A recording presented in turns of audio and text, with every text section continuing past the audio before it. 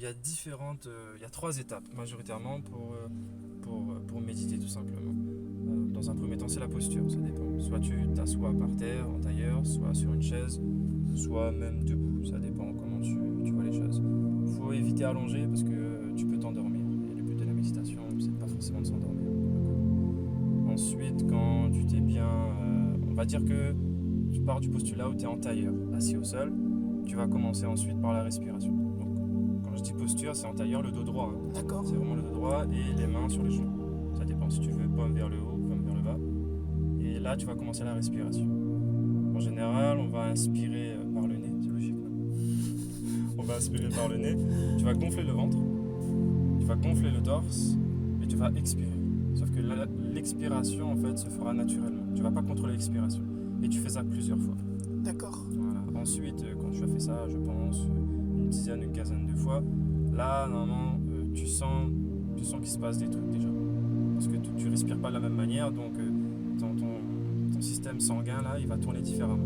Et là, tu vas commencer plusieurs petits exercices, 3e étape. Donc, soit c'est le balayage corporel, soit c'est la visualisation. Le balayage corporel, c'est tu vas te concentrer sur chaque zone de ton corps, cheville, tibia, genou, ce que tu veux, ça peut être même les muscles, les cellules, ton sang. Tu vois, c'est vraiment chaque partie de ton corps et en prendre conscience. Des fois, on ressent des choses, des fois on ressent pas, ça dépend. Et la visualisation peut venir en complément. Donc tu visualises dans ta tête chaque partie de ton corps. Donc tu vois ton pied, tu imagines qu'il y a un flux qui passe dans ta cheville, qui remonte dans ta jambe, etc., qui traverse un peu tout ton corps. Voilà. Donc pour commencer la méditation, c'est les principales étapes. D'accord. Ok. Une autre question, c'est quoi l'hypnose et le PNL? Alors l'hypnose et la PNL Et la PNL, excuse-moi.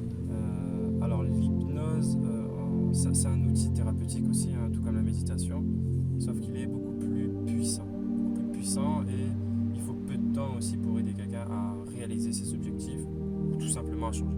Tu vois, en une séance ou deux, en général, la personne, elle a ce qu'elle veut, soit perdre du poids, soit un peu plus de concentration, soit mieux dormir le soir, ça dépend des gens. Et moi, je pense plus aux jeunes qui ont vraiment du mal à se concentrer et avoir un peu plus confiance en eux finalement. Oui, c'est ça, moi j'ai ressenti ça aussi quand j'étais plus jeune. J'avais des problèmes de concentration et j'avais des problèmes de confiance envers moi-même. Et c'est vrai que peut-être je me suis jamais tourné vers ça parce que quand j'étais plus jeune, on m'en a jamais parlé, tu vois. On m'a souvent dit fais ceci, fais cela, mais c'est de façon péjorative. On n'a pas fait ça de façon je vais dire lucrative. Ludique, ouais. Et c'est vrai que peut-être que l'hypnose ou le PNL, oui, effectivement. c'est aussi une façon de se redécouvrir et d'évoluer, de changer en fait. C'est un moyen pour toi de réapprendre et de désapprendre. Parce qu'on apprend à avoir peur, on apprend des mauvaises croyances, on apprend des trucs qui ne servent à rien et l'hypnose, elle nous permet de nous désapprendre tout ça et réapprendre en fait ce que nous on veut vraiment. Et de manière pédagogique, oui, si je peux dire ça. Parce que ça c'est rigolo l'hypnose parce qu'on peut le faire de différentes manières. Tu vois, on peut résoudre un problème juste en serrant les deux mains. Ah bon? Ouais. Ça s'appelle la technique Erickson-Rossi. Wow. Là, on peut résoudre un problème, ça peut être n'importe quoi. Peut-être consciemment, tu te dis, ah là j'ai un problème, sauf que quand je vais discuter avec ton inconscient, lui, il mettra le problème qu'il veut dans la main droite ou la solution qu'il veut dans la main gauche. Mais c'est lui qui trouvera le problème qu'il estime être un problème. Et chacun a sa spécificité, genre une personne n'a pas forcément la même façon de faire du PNL ou de sa propre hypnose. Enfin, tu vois ce que je veux dire, genre oui. Moi je vais par exemple me tenir la main, il y en a un autre qui va se toucher la tête. Oui. Enfin, tu vois. C'est ça va être différent à chaque fois. Il n'y a pas de technique sûre, ça n'existe pas. Ça n'existe pas. Il n'y a pas une marche à suivre exacte pour mettre quelqu'un dans un état d'hypnose ou pour résoudre son problème. Il n'y a pas de marche à suivre. Et c'est ça que j'aime bien en fait avec l'hypnose, c'est que je redécouvre une définition à chaque personne que je rencontre. Tu vois, et la définition elle est différente parce que l'hypnose elle est propre à chacun. Elle est différente à chacun.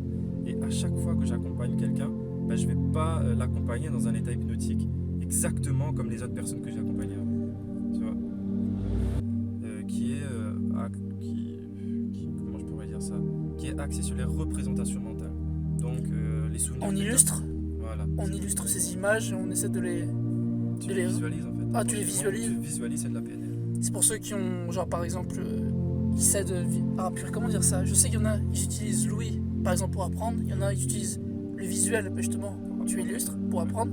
Puis il y en a, ils réécrivent. C'est ça. Ça dépend des gens en fait. Et du coup, c'est axé vraiment sur ces sens. Le visuel, l'auditif, le kinesthésique, le toucher, le goût et l'odorat. Donc tu as les 5 sens. C'est marrant parce que comme tu me parles de ça, j'ai l'impression que la méditation et l'hypnose sont étroitement liées. Complètement.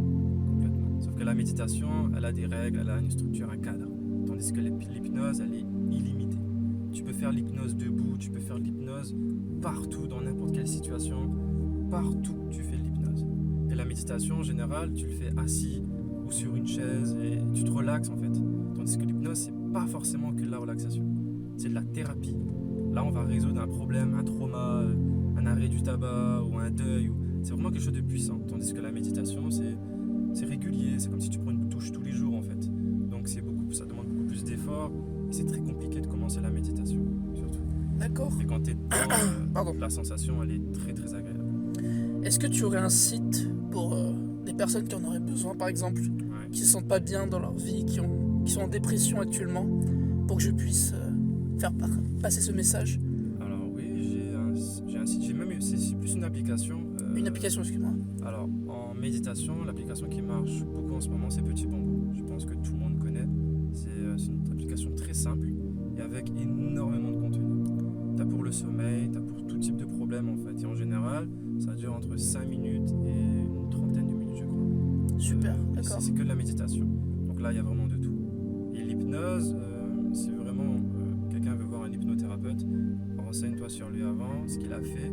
Et en général, il faut directement aller au cabinet, dans son cabinet à lui. Et là, tu peux lui dire tout ce que tu veux. D'accord, super.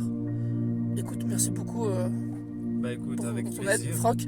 Je tiens juste à vous dire, n'oubliez pas de vous abonner à Zart et bientôt, peut-être, Franck va sortir sa chaîne YouTube. Oui, effectivement, peut-être un jour, oui. Je vous le conseille parce que ce qu'il dit, c'est très intéressant. C'est en gros, moi, ce que j'ai compris.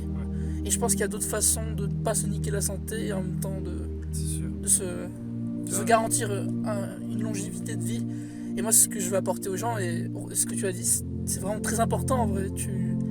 C'est ce que je veux faire aussi plus tard. Moi, je dis que l'hypnose, ça peut résoudre énormément de problèmes, mais c'est un outil thérapeutique.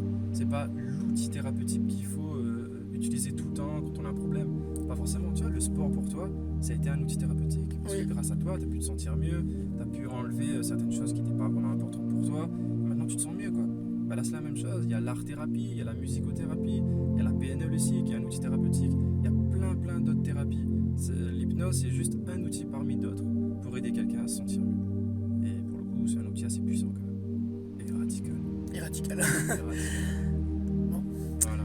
Je te remercie. Pas de soucis. Je te dis au revoir, Franck. On se retrouve peut-être pour le vlog. Oui, le vlog. Allons-y, c'est parti. Allons-y.